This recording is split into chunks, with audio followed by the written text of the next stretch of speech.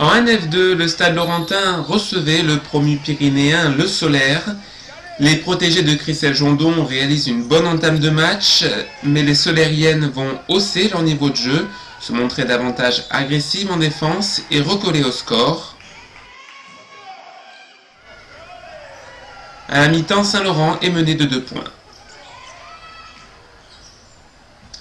Dans le troisième quart-temps, les visiteuses vont prendre le large, profitant de nombreuses pertes de balles laurentines.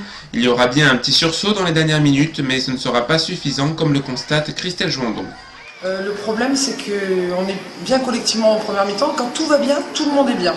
Et dès qu'on a des problèmes, dès qu'on commence à avoir quelques ballons perdus, etc., c'est tout le monde qui se démobilise un peu, on ne joue plus collectivement. Ça, c'est problématique. Ensuite, le problème, c'est qu'on perd 29 ballons.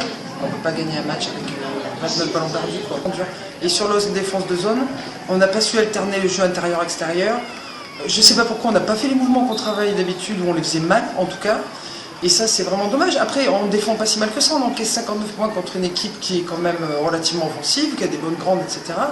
Mais c'est offensivement, on leur fait trop de cadeaux. C'est quasiment 30 ballons offerts, quoi. 30 ballons offerts. Donc c'est vraiment dommage. On a le derby bientôt, là, donc il faut faire un match complet si on veut gagner. On ne peut pas faire un match moyen et gagner cette année. Donc il faut vraiment que les filles aient confiance en elles, quoi. Quand ça va pas bien, il faut qu'elles se libèrent. Comme les 3 dernières minutes, les 2 dernières minutes, là c'est foutu, on récupère, mais elles se sont libérées. J'aimerais bien qu'elles se libèrent tout le temps. Saint-Laurent s'incline pour la 2e fois de la saison, sur le score de 47-59.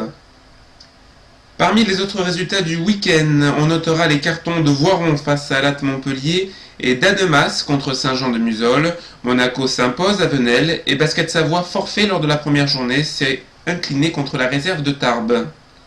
Au classement, les promus font la course en tête, Monaco est en embuscade.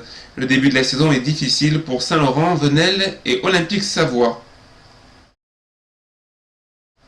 Prochaine journée avec de belles affiches et surtout le derby du Sud-Est entre Monaco et Saint-Laurent. Les NN3 étaient à Venelle, ils se sont inclinés 83-64 face à une équipe motivée et regroupée. Saint-Laurent a tenu longtemps avant de céder, il va falloir réagir la semaine prochaine à la maison. Victoire à l'extérieur de Cagnes à l'Orgue et d'Avignon à Nice. Le derby de la journée est remporté par Le Canet à Menton. Enfin, c'est Bandol qui remporte le duel de promus.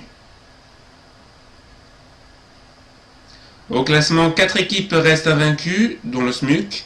Saint-Laurent se retrouve dans la zone rouge. Et la prochaine journée, les hommes de Christian Delgado affrontent Marseille. Le derby à l'affiche mettra aux prises Cagnes et Nice.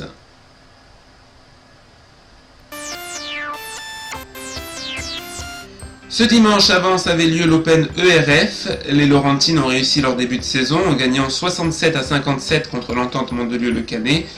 Pour le plus grand plaisir, des poussines d'Olivia Salvadego présentes pour un match d'exhibition, ainsi que de nombreux supporters laurentins venus encourager leur équipe 2.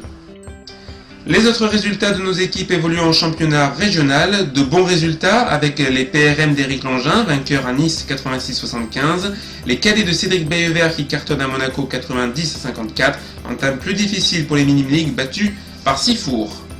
En championnat départemental, un seul résultat, la défaite jeudi des seniors 3 garçons au Canet 81-58. Il y avait également des brassages en U13 et nos équipes laurentines se sont plutôt bien débrouillées. La suite samedi prochain.